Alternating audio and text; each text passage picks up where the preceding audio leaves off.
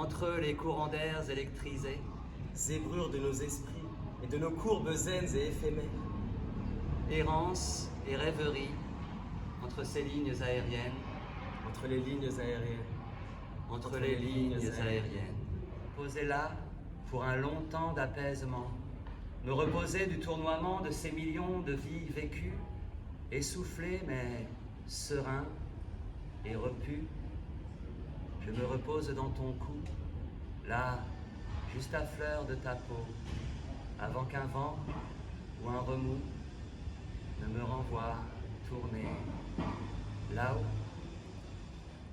Mon sang et ses tours ralentissent, l'asphyxie, toi le satisse, et je m'étiole, et je m'étoile, et je m'étouffe, je me dissouffle. Alors je souffle, un peu, et puis je rentre dans la danse. Pourquoi le vent cesse? Pourquoi le vent se lance? Qui l'a initié? Qui lui a transmis toutes ces transes?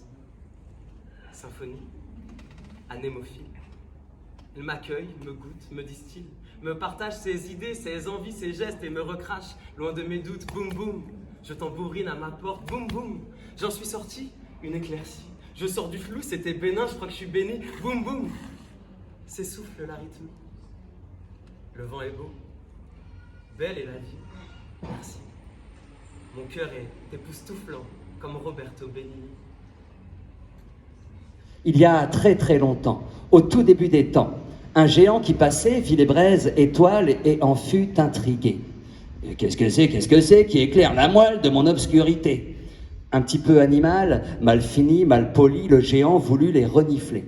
Une braise étoile, curieuse, pénétra sa narine, se faufila entre les poils, chatouilla ses muqueuses et hatcha!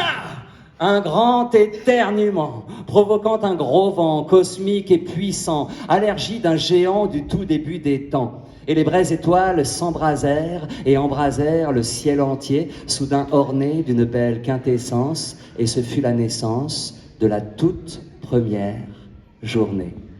Une journée claire et lumineuse, un premier jour, journée heureuse. C'est un spectacle qu'on joue en ce moment qui s'appelle Entre les lignes aériennes, où on a eu envie d'explorer un peu cette idée du voyage, qu'il soit physique, qu'il soit intérieur, qu'il soit spirituel, qu'il soit en avion, à pied ou n'importe où. Moi, je suis quelqu'un qui bouge beaucoup dans la France et un peu dans le monde.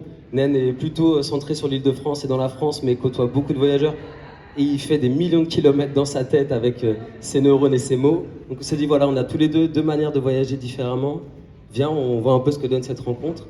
Et on joue ce spectacle avec une musicienne qui s'appelle Lalia, qui joue de la harpe, qui nous accompagne et qui fait aussi des textes. Donc voilà, on le rejoue mardi au Minique sur Rance, et peut-être jeudi à Évran.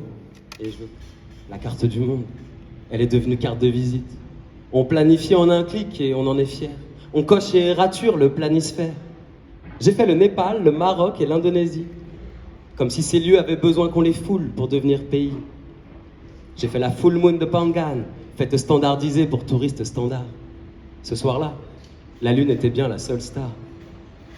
J'ai trouvé les mêmes porte-monnaies tradis sur les marchés de 3 continents. Un marchand m'a confié qu'il devenait difficile de chiner. L'art local est made in China. Son essence, incontinente, c'est muet martyr. Elle saigne, émue, Tanasitra. L'artisanat n'est plus, il s'est pendu la tête en bas. J'ai pris mon maillot, sorti mes abdos.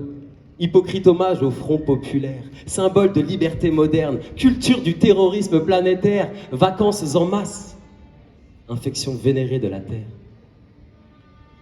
Bonnes vacances. Mais moi, ça me rend heureux de rire au nez de mon sérieux.